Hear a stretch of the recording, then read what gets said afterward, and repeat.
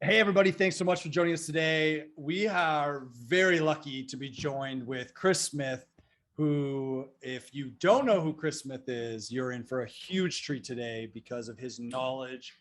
And I think we are just going to be bringing everything on the next level up, and it's going to be great. So, Chris, thanks so much for joining us. Thank you. Excited to chat with you guys. Awesome. So, real quick bio. Chris Smith is the co-founder of Curaytor, best-selling author of 4 books. In less than 5 years, he used the blueprint of his book, the conversion code, to grow Curaytor to nearly 15 million annual recurring revenue without raising any venture capital. Prior to that, Chris worked for 2 billionaires, a $1 billion publicly traded company, and a startup that was acquired for 108 million by Zillow. He speaks live in front of more than 50,000 people a year. He's got 15.6 thousand followers on YouTube, 17,000 followers on Instagram, and I have no idea how many on TikTok because I'm not on there. But I'm sure if he's on there, it's big. Yeah. Yeah, not enough. Not enough. You don't do enough dancing videos. That's why. Every now and then I'm late to the game too. Yes. Jody, you start us off. So, we're just talking about platforms, I guess. And, I read your book, followed you in socials in different places. And, you use different channels for different things, as we should. And I feel like Twitter is sort of your home base where you express more of the things that are you. And I wonder, you talk in your book about using Twitter wrong in the beginning, linking Facebook to it, not being engaged, doing other stuff. So I'm wondering, were you excited to get your blue check mark? Was that a big, important step, a milestone in the platform? And what are you doing now on places like TikTok to help people not do the wrong thing in new platforms? Really hard. Yeah. Well, first of all, the blue check mark, it feels fucking great. I don't know if people would lie and say it doesn't, but it's awesome. It's great when you get that. And it's so I have this weird triangle where I have it on Twitter and I have it on Facebook, but I don't have it on Instagram, and it really bugs me. But it's more so for me, very common name, Chris Smith. There's 8 million people with the same name as me. I think it brings validity to the account for sure. I am glad that I have that. What you said about me feeling really comfortable on Twitter being a certain way, this is the most important thing, is that as soon as you're asking people to change their behavior, you're asking them to fail. So I love Twitter and tweeting and keeping it short. And that's how I use it, without any coaching or training or classes or courses or conferences. I'm not trying to change my behavior. I love Instagram too. I used to love Facebook. I don't love it anymore. But I also know that it's a bad business decision not to advertise my business there. And I also know that groups are great. So I do spend some time, in a couple of groups. Right. But I don't like LinkedIn, so I don't use it. I don't need it. I don't like it. So I'm not going to try to figure out how to use it. And I think if you take that approach, you'll use things the right way, because you'll either use them or you won't use them. And so with TikTok, it's an interesting challenge, which is, what can I do with TikTok that I'm not doing something that's not me, that's not because I've put a bunch of stuff out there to feel the ethos of what does better. And the stuff that does better is not the stuff that for me is interesting to create. Right. So if it's the iPhone hack or the SMS hack or the Google Doc hack, it does great there. Quick little hack, iPhone hacks that you need to know, part 732, right? That stuff outperforms the stuff I'm doing, but I don't care. Because I'm not just going to go for those metrics. You know what I'm saying? So that to me should be the challenge. I like TikTok. It's clearly great when you post something like Reels, like TikTok, and you get a huge organic boost for no cost. But then it's sort of are you trying to fit a square into a round hole? You got to be genuine in these places. And so that's what I'm looking for to answer your question when I think of where should I post. And I think there's some value in that when to a real estate agent about where do we go? right? Where do we spend our time? Where do we want to invest our, is it Instagram? Is it TikTok? Is it wherever? It's about being where you want to be and being who you are and being able to be true to that, right? You're not on LinkedIn, you hate LinkedIn, then don't go there, right? And I think there's some value in that, which is really exciting. Let me just point one little thing out that nobody talks about. It's extremely hard to blow up anywhere. You have by far the best chance of blowing up in one place. And guess what happens when you do? All your other stuff blows up. Go look at Charlie D'Amelio's YouTube. Go look at Charlie D'Amelio's Twitter. She got tons of people there too. Right. Because she killed it as the queen of TikTok. So when I think about a real estate agent and they're busy, and I'm just like, you better get really, really, really, like you could have the best podcaster. Like my buddy Brad McCullum, he's up in Canada. He did Shout out to Canada. Shout out to Canada. Came on the scene and YouTube channeled it. Like that was his thing. Go look at him on Insta now. Go look at him, So that's what I think is sort of like, what can you nail and then distribute?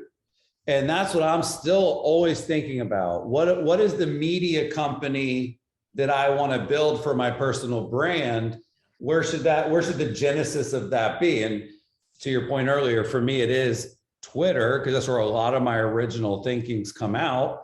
And then Instagram, because that's the one that I just personally enjoy using the most each day. Awesome. So you've talked about the power of TikTok. And I think really what that it kind of dives into is shorts, right? But what gets you excited in that realm? Yeah. Well, it's short vertical videos, not just short and vertical, which is totally different. Here's what gets me excited in that realm. I would make my videographer and my photographer send me vertical and horizontal cuts and pictures of every listing I ever got shot. Not like go take it and then crop it the right size. No, go shoot it. Because it's so different when you do that. It ain't like a big picture of the house, you crop out the door. It's a big picture of the door.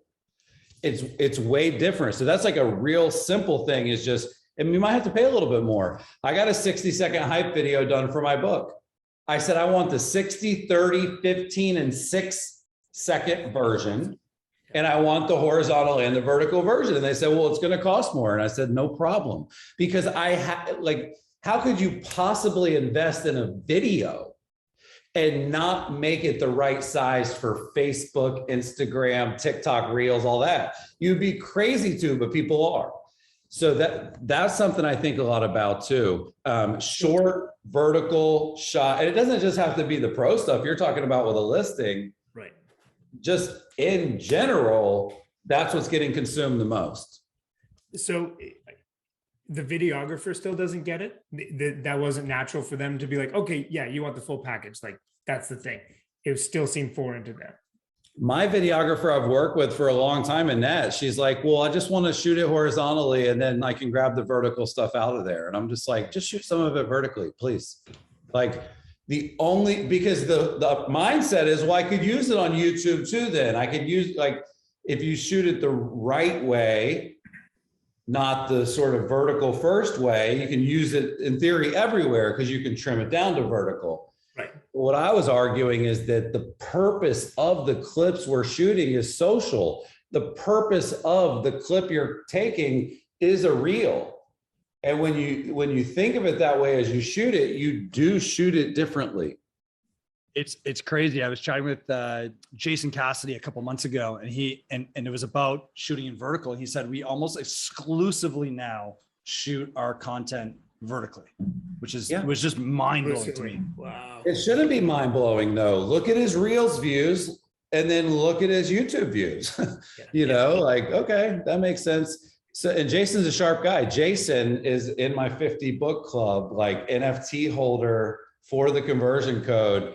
He said it's on his Mount Rushmore of books. I'm only saying that because you brought his name up, but he's a sharp guy. And he is someone that people look at as being innovative on social. And so, yeah, it is a no brainer to get really good at that. If nothing else, you could throw everything else off your list because getting good at short vertical stuff, you're good at stories, which are everywhere. You're good at Reels and TikTok. Those are real good places to be good.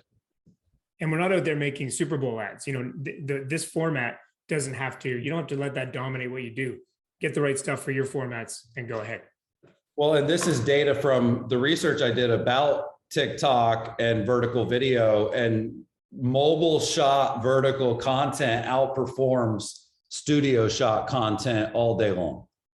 So while I like to get really nice, well done, post-produced stuff created, from a pure performance perspective, if you go to TikTok's ad section of their website where they sell ads to businesses, it says, don't make ads, make TikToks. You know, as soon as it looks like a commercial on TikTok, it's gone. So it's this, what they call UGC, user generated content. You've got to find people that can do what looks like a regular TikTok. And then how does that turn the corner into being relevant to your product? The production stuff, you know, I think every brokerage, real estate brokerage in North America, you know, experimented with getting a green screen room or all this technology and all this other stuff. And, you know, they were almost buying it at the same time as we were figuring out that it wasn't the way to go. Nobody wants to do that straight video series at green screen, you know, insert here later. It doesn't generate the views. It doesn't generate the interest. It's fucking boring. By the way, it's also not fun to create. On top of that, It's really not. It's like, yeah, I can give you 10 videos to go shoot, but it's just a camera and lights and you hit record. That's why Glenda Baker, I love the style that she's taken, which is there's a person sitting at the table with her. She's telling these stories to another person. And when you're doing that, it's a totally different energy than when you're like looking down the barrel. So, and she takes heat on that. People that don't know her, about her on TikTok, they'll watch her videos. Like, you're not looking the right way. Like, somebody tell this lady she's not facing the camera, but that's her thing. And I get it. You know, that's where I'm moving to, is just capturing the work I do and backwards turning that into content versus, you know, what videos am I going to create this month? how much of your day you spend on content? How much of your day you spend either thinking about content or actually making content? Well, I'm an author and I write books, and more like online, like video content, like, you know, so those are two different mindsets. That's a different job. Well, yes and no, because what I believe is if you can pour as much as you can into one thing, that can then become the sort of foundation and framework for all the other things. So when I write a book, there's 36 chapters. The amount of research and work that goes into learning about each of those things, there's tons of micro interesting pieces of content from that macro work I do. So I'm a fan of like, write the 2,500 words about the topic and strip that down and make it appropriate for other places that are short form too. Right. So the answer is I spend about half of my day every day, you know, doing research in that capacity. And I don't have a book all the time, right. But if I didn't have a book, I would be doing the same type of homework and research and organizing my thoughts. I mean, I've always created content regularly, videos, articles, books. So for me, you know, it's helped my business. It's worth putting the time into. I spend probably 3 hours a day, every day, not creating it, researching it, learning it, figuring out what to turn it into. At the point that you do that, which is the real work, which no one does, they just trip past all that. Right. The actual turning on the camera, hitting the button, to me, that's actually the easier part, because you either kind of engaging or not. You sort of have good DNA or you don't. Yeah, it's exciting or not. And what about an agent? What should an agent be doing? How much, like, and I know that's super subjective, but like, give an agent a ballpark. Where should they be? How much time should they be investing? Yeah, I think there's a way. Well, it's either a little or none is, you know, what most of them, I think, do as far as output. If you sort of compare that to what I just said of 3 hours, where an agent would put in the 3 hours would be throughout the day in 5 to 10 minute chunks, and almost looking and saying, what are the things that I'm doing that would probably be super interesting? So again, yeah, you got to change your behavior because you might have to pull your phone out, but you're just going through the day-to-day job that you have. And by the way, that's all Linda Baker's doing. she's working and experiencing what it's like to be a realtor. As she does, same thing for me, I've got a list and I'm keeping a list of shit that I think would make interesting content because I can't always get to it either. And then by the time you sleep on it and it's time to film some stuff, so and then she batches it, which is something a lot of people do, which is, okay, one day a month, I'm going to create 30 videos that are 60 seconds. Takes me a full day to do that really well. And then now I have a video a day, every day. You know, Glenda ain't waking up every day and filming every day. So there's ways to do it, but it's really just that limited mind. Oh, you're too busy. You're too successful. You don't have time. That is a lie people tell themselves, because the people that are busier and more successful than you are finding that time. I think what happens is until you've had some of the sweet, you're not willing to deal with the sour. So until you've actually had that sort of like, oh shit, this is working and it's building my business, I should push harder. Nobody wants to sort of push through. But I think it's either document guerrilla style, the little shit you're dealing with every day, which would be more sort of like when you get back in your car after the showing, that kind of a style video. Yeah. Or you get back in your car after the showing, because that's not real natural for you, and you put it in your list of the things that you're going to do when you do sit down, you know, once a month to create it. And if you're so busy and you're so successful that you don't have time, you easily should be able to pay for people to help you do the editing, posting, distribution, and the writing of the captions. It ain't that expensive to get people to do that piece. So I don't think it's about like, oh, I'm a realtor, how do I do it? That's not an excuse. It's not an excuse. So when people are working on this content, I was thinking about the threads that hold through. I've been doing this a while. Matt's been doing this a while. You've been doing this a while. You know, hyper local is something that I think hasn't gone away. It's not been a fad. It's been, you know, I think in my mind, I think it's the way to go. And you build the rest of the strategies around that. Does that still play? Does that still work? Is that the play? Yeah, I mean, hyper local is the only thing that really matters to the people that own the homes in the areas that you want the listings in. So, you know, I drove by on the way to my kid's school the other day, there's like 5 or 6 fire trucks and 3 ambulances. And it's like, oh, there might have actually been a house that was on fire. And like, I'm insanely interested in that. I really am not that interested in the other fires taking place throughout the country or the world. You know, I'm sorry that they are, but like people care, people are narcissists about their dwelling. Like I have very passionate opinions about some of the things that happen at my kids' schools. I don't even care what schools your kids go to. So to me, this isn't sort of like, it is a content strategy for sure to say, I'm going to be the hyper local, you know, content creator. Yes, that's the strategy or the bucket that you want to do your stuff in. But as far as like, is it a fad? Is it something people should like, kind of like, I wouldn't put it in that category of like a blog. Like, is it, you know, should people still use blogs? Like hyper local, it's not hyper local to the people that live there. You see what I'm saying? Like, I don't think of stuff about Avalon Park as, oh, that's hyper local. No, that's relevant. Right. That's the word. And so, yeah. Relevant content. Relevant content. That's the way to almost think of it. Go look at, do you guys have Nextdoor? I've seen it. Yeah. The neighborhood app. Yeah. It's a social media for neighborhoods. And if you guys are members of any Facebook groups that are sort of community focused, they're a cluster dumpster fire of engagement and arguments. And if you guys don't follow the best of Nextdoor on Twitter, it's like one of the best Twitter accounts of all time. It's just threads from Nextdoor that are like hard to believe are real. But yeah, people get Nextdoor, but Nextdoor is brutal. Hold on. Nextdoor is brutal. Now I remember this. I signed up for this stupid app and then it sent like 3-kilometer radius around my house, a mailed letter inviting them to join with my name on it.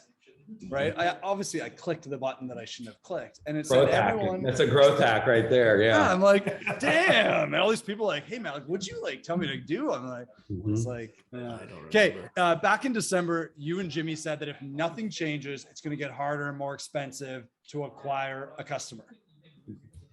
The traditional playbook of top of funnel advertising with outbound calling is on the verge of dying. And you know, with the book, the new book stuff, 90% of people won't be answering the phone anymore. What's next? They already don't. I mean, if it's a number calling that they don't recognize, 90% of people right now don't answer. And across every generation, every age group, people are 3 to 8 times more likely to prefer to text than to talk to someone. That's just the reality of where we are today. You know, 5 years ago, 6 years ago, it didn't say suspected spam when a call came in. And basically beg me to ignore it. And if you think about things like tracking and the cookie consent, 89% of people don't say yes. Like they don't say, accept, track me. 94% of people on the iPhone app, when it pops up, allow this app to track, 94%, no thanks. User tracking is a very, very, very powerful weapon in the lead conversion battle. Knowing the homes people looked at on your website, knowing the pages they visit, how many times have they been there, how much overall time have they spent, are they there right now? These are really insanely critical data points that help you figure out who to focus on and who's likely to transact. Who opened my email? Who clicked my email? Well, on the iPhone, it doesn't show that anymore either. You know, that's an opt-out. So the reality is it's going to continue to get harder. And in general, people hate robocalls, spam. There's sort of a negative connotation with any of those types of tactics. So my advice is very simple. Get people calling you. So instead of figuring out like, oh, we have to call, and I have all the data and I love the boiler room, but instead of like 6 calls in less than 5 minutes and then trip on them till they buy or die, instead of that, figure out a way to where they would call you 6 times and be okay with if you missed all 6 because they'd still be waiting because they want to work with you that bad. Yeah. And Brad McCullum is not chasing leads. Leads are chasing Brad McCullum. So it's possible, right? How? Very simple. People don't want to hear it. Content, social, video, personal brand. It's not as easy as the Commissions Inc., Boomtown, run the ad, Google pay-per-click, squeeze page, put your phone number in for your password, listing alert, right? The best people I work with are doing sort of both really, really well. Right. But all I'm getting at is sort of to get your phone ringing, like the sort of squeeze page drip approach is chasing leads. It is not sort of like consumer first, if you will, versus but inbound marketing's harder. There's way more sort of like thought, but where I think a lot of people look at it is, well, I can't do that. Well, companies all over the world are doing great content marketing, and it ain't the CEO and the owner that's doing it. Like there are very, very talented content creators that you can empower. I'll give you an example. Lucky to Live Here. They're a great brokerage, small brokerage boutique in Long Island. Okay. Ashley, who is their social media person, she gets it. She loves it. She's TikToking to death. Like that's her shit. Elena and Joyce are like rich, wealthy, in their career for a while, like wanting to go to dinner with clients, like wanting that sort of network life, you know? And they're probably not, you know, really that interested in joining TikTok or using it, but Ashley is. And so some of the innovative and creative ways that she's used it as the Lucky to Live Here account, it is so perfect because she gets the culture and the ecosystem that she's putting it into. Right. But it's not Joyce, it's not Elena. There are people in this industry, that's where they wouldn't be okay. They wouldn't be necessarily okay with a different voice or a different face being the one that's representing their brand publicly. So arguably though, ad spend, squeeze play, phone number, chase down a lead. I don't think that's any easier. I think to get that to convert, I think it's just the pain the agents know. I think it's the pain that they want to, I know if I just keep doing it, the little bits come out of the bottom. And if I do all the other stuff of, dealing with my database and stuff, it'll feel okay. But I don't think I don't think it's any easier. That part of the business, it sucks. It's, it always feels, that part of the day always feels hard, right? But I'm a salesperson. I'm a salesperson. I'm supposed to hear no 100 times a day. Right. It's a tough day. It's always a tough day. Yeah, they're quick to outsource that, by the way, right? They're immediately happy to give the phone to someone else to call the leads that all hang up on them, but they're not as quick to outsource the consumer facing stuff. I get it. That's how we invented the buyer agent, I think, basically. So you shovel it off someone else. Okay, so going backwards to go forward, you spent a bunch of time at Quicken Loans, you spent time at Fashion Rock, Curaytor, where are you going? What sort of mountain are you chasing? Like what mountaintop are you chasing down? Yeah, I mean, it's a great question. My goal with what I'm doing in the research and the training and I've sort of applied my superpowers to a bunch of different ventures at this point, and they've all done really well. And so I sort of understand what feels the most gratifying, which sort of bucket list items I'm after. Like for me, teaching at NYU is cooler than going to Inman and being on stage there. Like for me, the fact that Johns Hopkins uses my book in their marketing class is like way more gratifying than that blue check mark that does piss me off that I don't have. So and maybe people can relate to this, maybe not, but I'm interested in doing original creative work that garners, sort of accolades outside of the norm. So in my world of being an author and, entrepreneur and stuff, Forbes and Inc. and, those types of publications, man, when I made those things the first time, it was just like, holy shit. And now I'm like, man, that's everywhere. Every website I go to is featured in Forbes, featured in Inc. Or, you guys have the same thing. Everybody's a top producer. It's like saying you're a top producer doesn't even make you a top producer. Luxury agent, something, whatever it is. Yeah. Yeah. So I just, I think I have a calling to teach, through the written word, the spoken word, the stage. And so I can teach a lot of companies and a lot of people, and then they can go out and they can, do it really well. And I do pretty well financially, so I don't need to even necessarily monetize my knowledge. When I think about what I want to accomplish, I want the biggest companies with the most money to give me money because they don't even care about that money because it's fake money to them. And I don't want Mary to have to give me money. I'll sell Mary a book, Mary the realtor. I'll sell her a book and she might even get it free with credit on Audible, right? Or she might go with the $9.99 or the Black Friday special. Because the amount of value over the cost of a book is ridiculous, in my opinion. So that to me is not really like trying to pitch and monetize and sell something to the masses. So I kind of think of Robinhood where it's just like these Silicon Valley venture capital, multi-billion-dollar market cap companies. Like if I can get them to basically fund my mission to go teach what I know to as many people as possible, I'll teach it to way more people and there won't be a catch. In the real estate industry forever, you go to the dog and pony show and you go to the seminar, but the good stuff's on the tapes. Right. You know what I mean? Like you got to buy the tapes. Buy the tapes. But now it's the course, the coaching, the pamphlet, whatever it may be. So I don't want to sell tapes. That's how I met Grant Cardone, actually, was at an automotive seminar. and in the back he's selling tapes, like I think literally selling tapes. These are early days.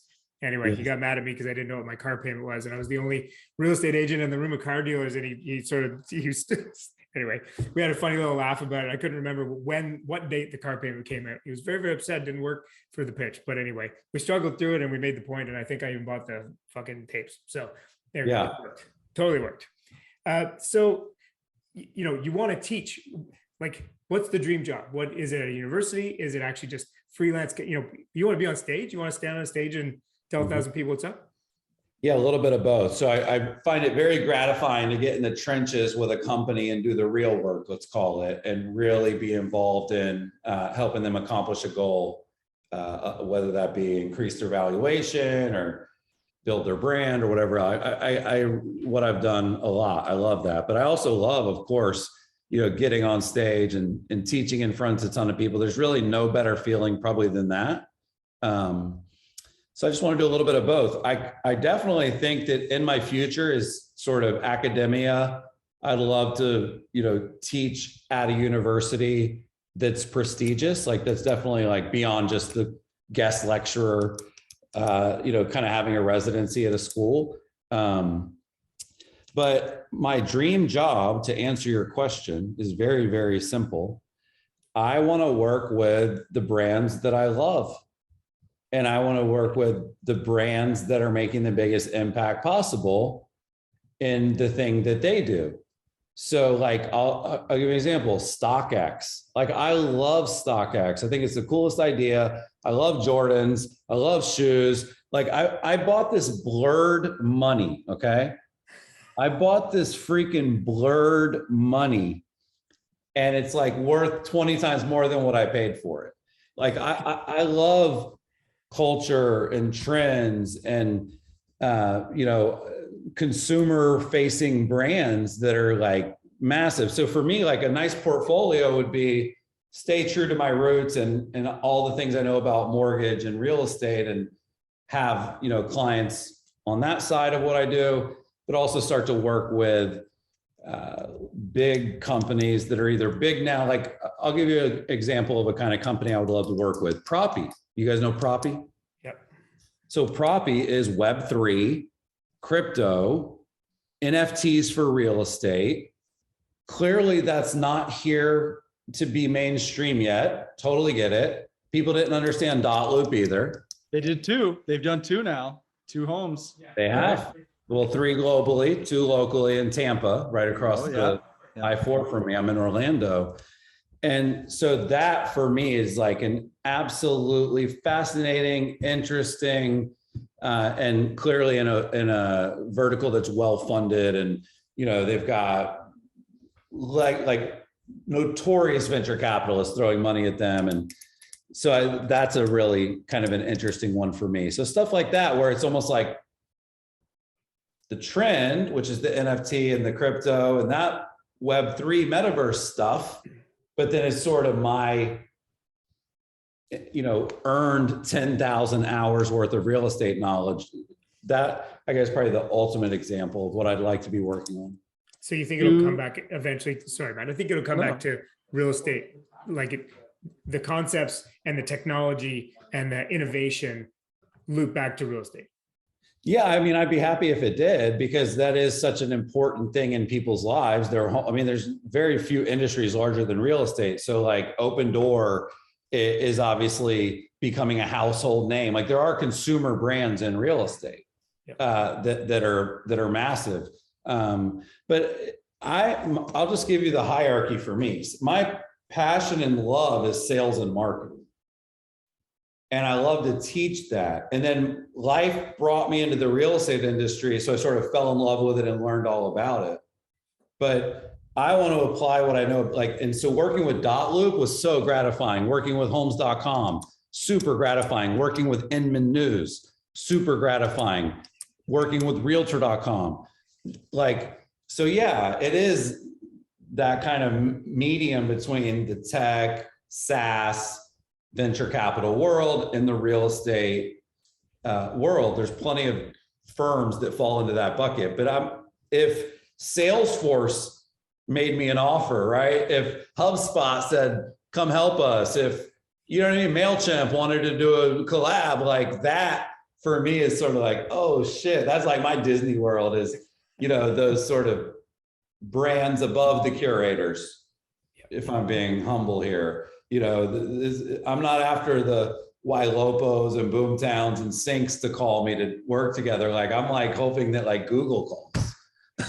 You know, I'm hoping Facebook says, you're great at teaching ads. We need to do a business seminar for small businesses all over the country. We want you to go teach this. That would be a dream gig. So I'm just thinking out loud, but those are some of the ideas that come to mind. So I've loved this. You kind of said that 20% of your budget. So I think you're talking more to a salesperson. 20% of your budget should go to stuff that you have no idea that it could work. Right? Try stuff. And you guys have this thing at Curaytor. When you innovate, you grow, especially when things are going well. Yeah. What's that for you right now?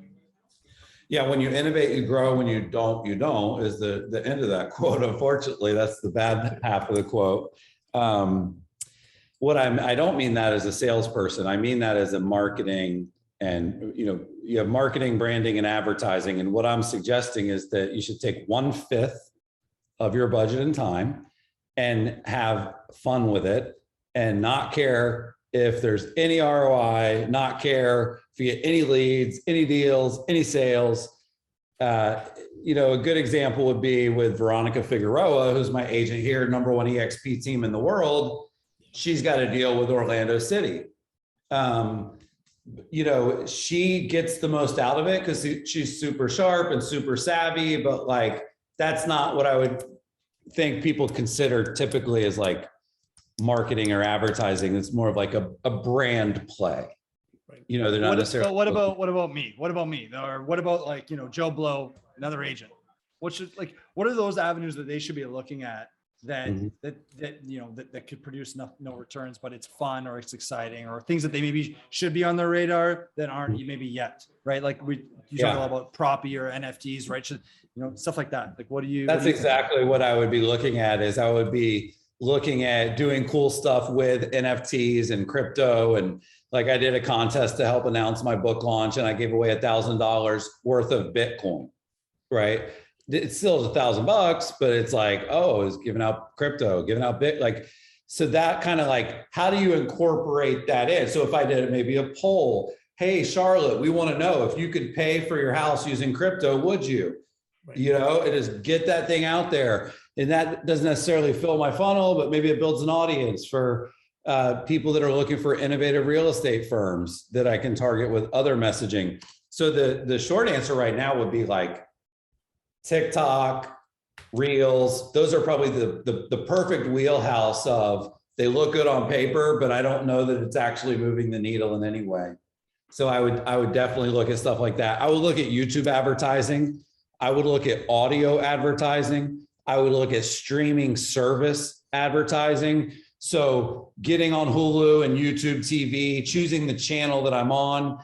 I would want to be on Spotify, choosing the podcast that I'm playing before, or the categories. That's what I mean by sort of, don't ask me if it's going to work or not. Ask me if it's cool or not, innovative or not. Because what happens is when you do innovative shit and you build your brand that way, your brand gets more known and becomes better known for being innovative. And there is actually a direct correlation between brand performance in the marketplace and growth of the revenue of a brand. That there is that correlation. So if I'm running a Hulu ad, as an example, do you realize how big the campaign would be about my Hulu ad? Like, the Hulu ad isn't even the ad. The ad is all the other ads I'm going to run about the Hulu ad I'm running. You see what I'm saying? Yep. Yeah. So that's where my brain goes when I think of sort of, where's the money I can burn? But it takes money, it takes time. So that's what I'm saying. Google pioneered this 20% time, 1 day a week, do whatever you want. Well, that's how Gmail got created. That's how Google Calendar got created. So that would be my advice on that front. So we talk about, people's space, where people hang out, what they do, what they have on their walls, Matt has a terrible looking foundation crack in the corner and whatever, and things like that. On your wall, a long time ago, you had a banner, dig deeper, go to sleep. Is that behind you right now? Like, is that still part of your DNA? Or well, it's in the book. I mean, it's in the book. I have Find the Yes in front of me. That was the one you're mentioning was at our office.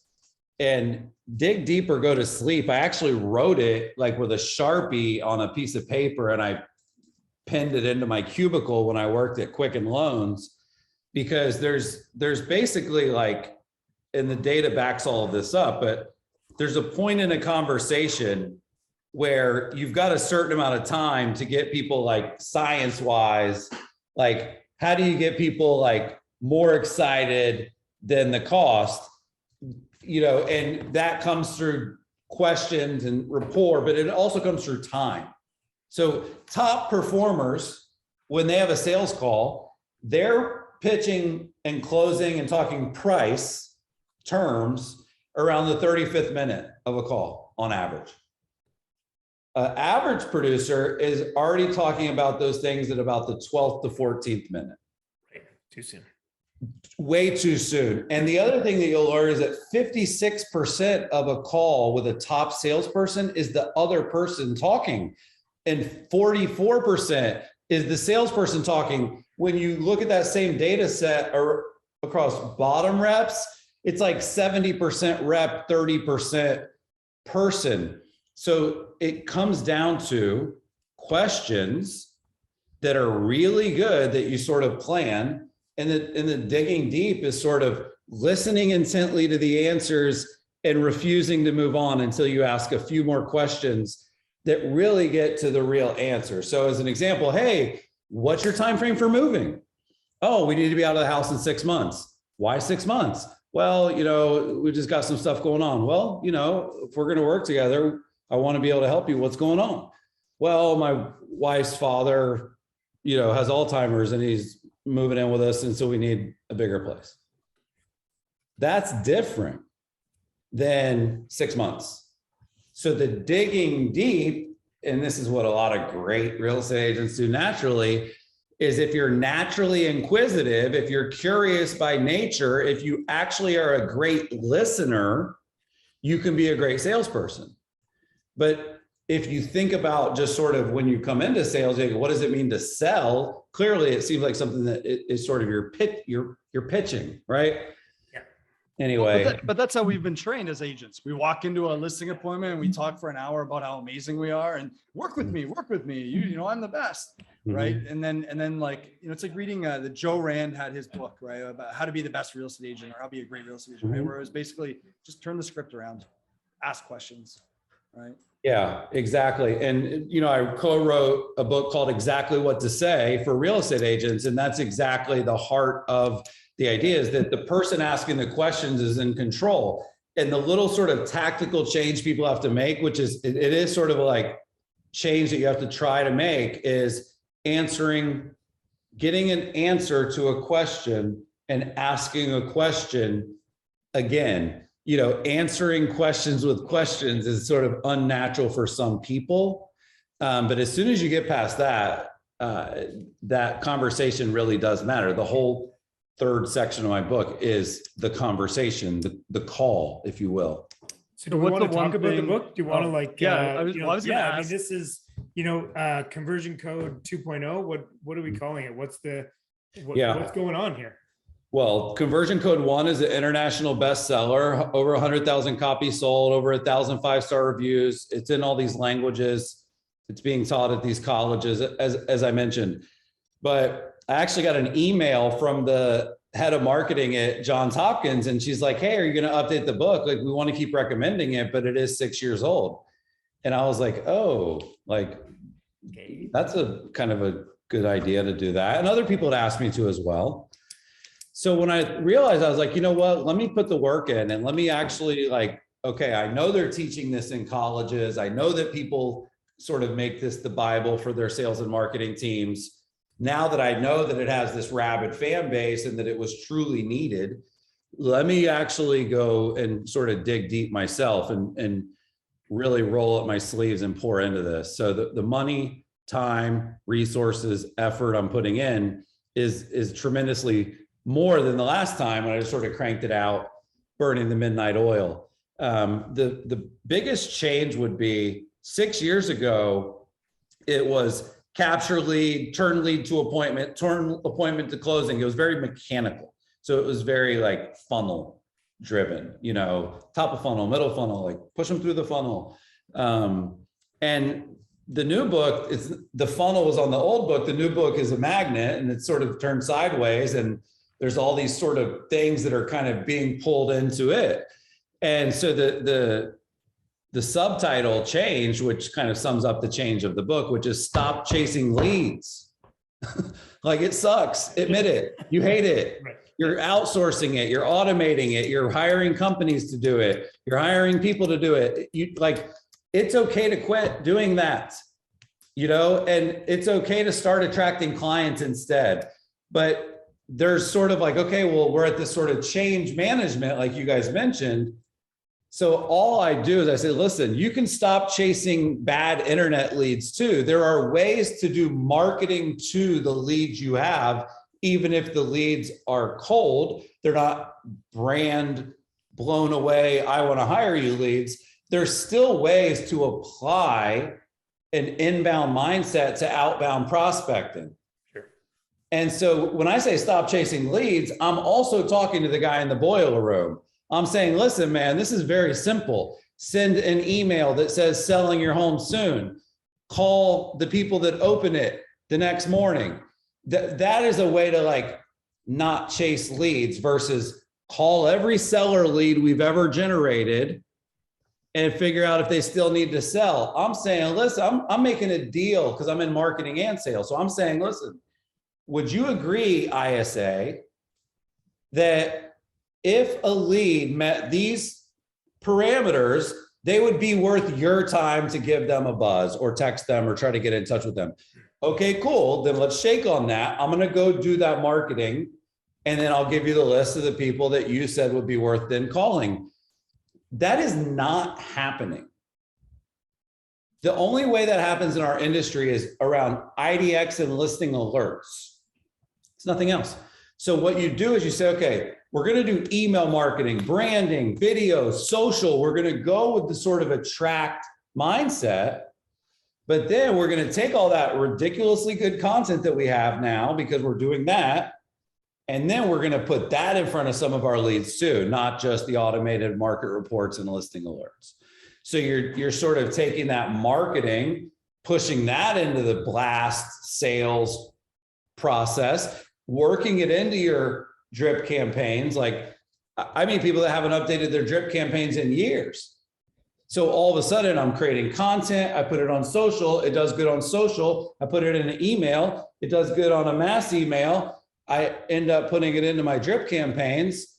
So you can do the attract on both sides is all I'm trying to say. It's not sort of a choice you have to make. Run a better boiler room. So when Tim Ferriss rewrote or revisited or updated the 4-Hour Workweek, he really thought of himself as a different person rewriting the book. It might have been a bigger span from your 6 years, but when you reread, because you got to go through, you've got to read that you're back in, 6 years ago person.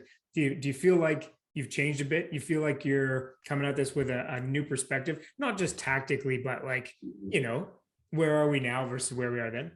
Yeah, well, people go through things personally, professionally. 6 years is a long time. I've had ups and downs in those 6 years, like probably everybody else. And what a crazy 6 years, considering 3 of them are a global pandemic, even if everything else was going good for you. Yeah. It's actually crazy. The self-awareness I had as I read it was that it didn't deserve to do as well as it did. I just kept telling myself that because I didn't read it thinking like, was this good? Is this good? Are there takeaways? I didn't read it the way that somebody reading it would read it. I read it going, is this as good as it could possibly be? Where is it falling short? And that was when I was like, man, a lot of it was my gut, my instinct. It was me saying, hey, I'm a blogger and I built a business and like, try this. And when I thought about like at Johns Hopkins or at NYU and these colleges, I thought, let me do the homework and the research. Let me do the Brene Brown part of the job, and let me go really back up my braggadocious personality that says, do this and this. Let me see if I'm even right about this stuff. So that was where it fell short. Like if you were the New York Times and you read my book, you wouldn't have put it on your list. And they didn't. I sold the most books. I didn't make the list. Why? It wasn't high quality enough. I'm not saying it wasn't good. I'm just saying when it comes to a book and the research and the homework that goes into writing a book like James Clear, like Mark Manson, like Brene Brown, Adam Grant, Malcolm Gladwell, my book was a fucking joke. You know what I'm saying? And that through that lens. So because that's the way I approached it, I hated most of it, and I really was really specific though. You're going right after someone in a very particular time in their career and in their, like in their journey, and you're like giving them a tool to get things done. Gladwell and other guys are doing a different job. Is your new book are you taking a step back to be more like bigger about things? It is. It's basically saying, I'm not going to teach you the tactic or the tool or the tip until you understand it's important. So like when I think about, you'd be amazed at how many businesses are not texting. It's not appropriate. We don't, it's like my common sense blue hat is like, you're crazy if you're not texting. But then when I go and I do the homework and I do the research, I'm like, okay, yeah, you are crazy if you're not texting. Like, it wasn't so much like 30,000 foot view versus the first book where it's a lot of micro tactics. It's more, let me set the stage for why the tips and tactics and tools you're about to learn really can move the needle for you. So that, it's because you're right. It's a textbook. It's not, it definitely, like Jimmy, my partner, he gave me a great compliment. I'm going to use this in an ad. He said, this isn't going to go on people's shelves. It's going to go on people's desks. Cool. It is like that. The index is like crazy value. You just turn right to like email marketing, retargeting. So I'm not a philosopher. I'm not Brene Brown, but I took that mindset to the data that I went and found because I wanted it to be quality sources, in-depth research, appropriate sized data sets to even put it into a visual. That's what I mean by doing the homework. It's that there's 100 extra pages. The 100 pages is that with visuals. What was the biggest thing that surprised you from everything that you put together and learned while doing the book? Like that you would have sworn, no way, this isn't right. Or did that even happen maybe? Yeah, I'll give you one that comes to mind just because like it just came to mind right when you said it. It's not probably a better answer than this, but did you know, fun fact, that like if you send on average, one email per week as a marketing tactic, let's say you have a 30% open rate and you have 1,000 people on your list. So 300 people open the email. Well, the downward trend in open rate based on the increase in volume of sends, it does go down. You go down to about 20%, let's call it, if you end up sending every day, 7 days a week. So all of a sudden I'm like, wow, so I'm at 20%, but I'm getting that times 7. So I'm getting 1,400 emails opened a week compared to a higher open rate of, right? And so that was like, I was like, man, like I hate to encourage people to do more email marketing and send more often, but the reality is that if 1,400 opens happen, they're not happening from the same 300 people over and over. So out of that 1,400 opens, I may have ended up getting like a larger percentage of my database to engage. So that was a stat for me that was like, okay, like, because I'm always, even for myself, man, I'm like, shit, I like try to send Tuesday and Thursday and I think it's too much. And there's this point where it's sort of like once a week or 5 days a week. Like either go for it or do it weekly, but there isn't as much of an impact as you would have thought on something like that. That comes to mind. Are you working for Old Navy? Because they email me twice a day. So I think you've been definitely advising them their strategy. Well, this will be one other nugget then, because that's a triggered email. They probably did that because you went to oldnavy.com and started searching, or you walked into near their store. Like that exists. But I'll tell you what, and this is something everybody can do. It's a little geeky, but triggered emails are emails that are sent based on an action that you perform.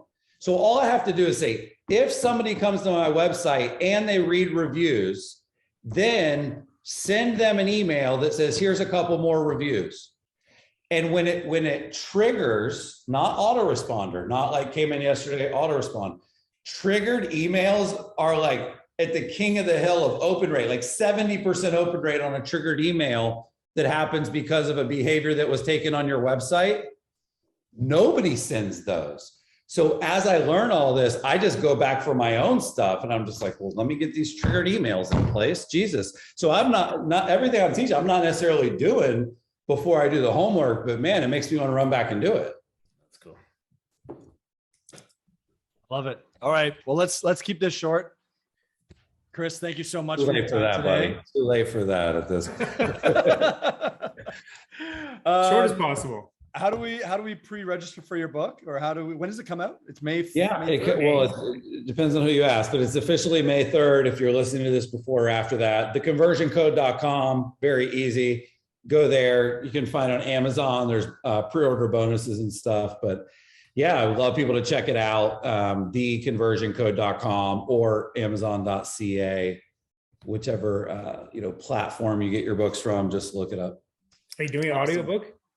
Yeah, I'm doing the audiobook. I'm going in the studio in the next few weeks. It typically comes out 90 days after the main book for, the publisher wants to get some money from the print, and then they put out the audio. But yeah, I'm reading it again. I can't wait. That was one of my favorite things to do last time. Cool. So yeah, that'll be out really soon too. Good. Good luck with the launch. Thank you. Thank you guys for having me on. No problem. Thank you so much. Good luck. Cool. Bye. All right, guys. I know you got to run. I know.